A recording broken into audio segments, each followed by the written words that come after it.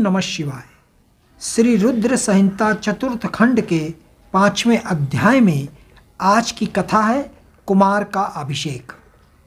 ब्रह्मा जी बोले, जब कार्तिकेय अपनी माताओं कृतिकाओं से आज्ञा लेकर भगवान शिव के पास जाने के लिए वहां से निकले तो द्वार पर देवताओं के शिल्पी विश्वकर्मा द्वारा बनाया गया सुंदर रथ उनकी प्रतीक्षा कर रहा था।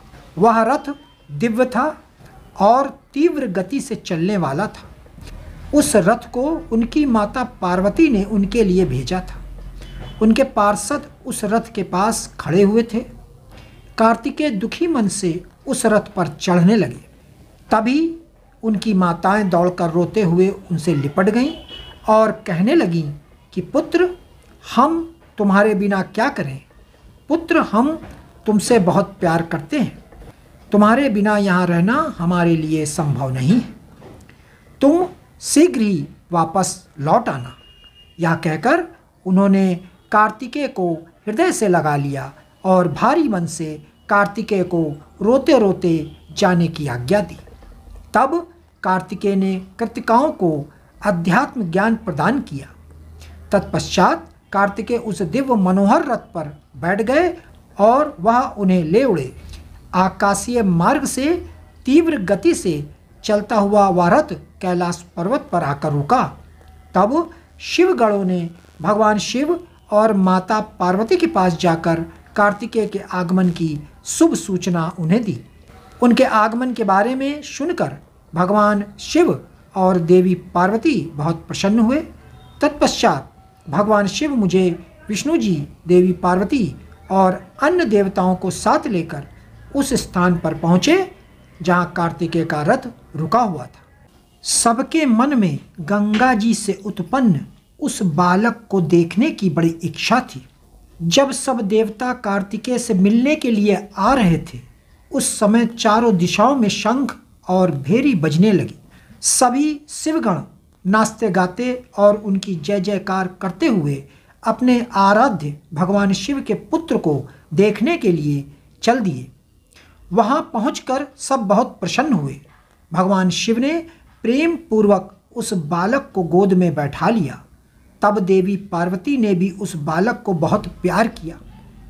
भगवान शिव ने उस बालक के लिए एक सुंदर रत्नों से जड़ा हुआ सिंहासन मंगाया और उस सिंहासन पर बालक को बिठाया। तत्पश्चात भगवान शिव ने सब तीर्थ स्थानों से मंगाए गए जल को वेद मंत्रों से पवित्र करके उससे बालक को स्नान कराया।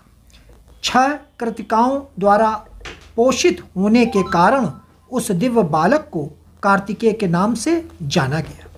तीर्थों के पवित्र जल से स्नान करने के उपरांत सभी देवताओं ने कार्तिकेय को तरह तरह की अमूल्य वस्तुएं, विद्याएं और अद्भुत शक्तियां प्रदान की।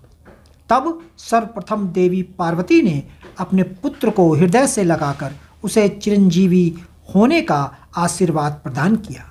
माता लक्ष्मी ने दिव्य मनोहर हार उस बालक को पहनाया तो देवी सावित्री ने सारी सिद्धि विद्याएं उन्हें प्रदान की। फिर श्री विष्णु जी ने रत्नों से निर्मित किरीट, मुकुट, बाजूबंद, वैजंती माला और अपना सुदर्शन चक्र उन्हें प्रदान किया। भगवान शिव ने प्रसन्नतापूर्वक अपने पुत्र कार्तिकेय को शूल, पिनाक, फरसा, शक्ति, पाशुपास्त्र, बाण, संहारास्त्र आदि परम दिव्य वस्तुएं प्रदान की। फिर मुझ ब्रह्मा ने यज्ञोपवीत वेद माता गायत्री ने कमंडल, ब्रह्मास्त्र तथा शत्रुओं का नाश करने वाली विद्या प्रदान की। देवराज इंद्र ने अपना वाहन ऐरावत हाथी और वज्र प्रदान किया।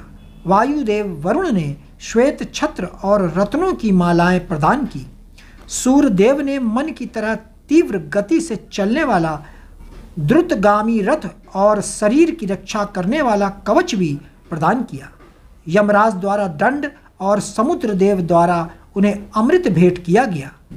धन के अकूत भंडार के स्व कुबेर ने गदा दी।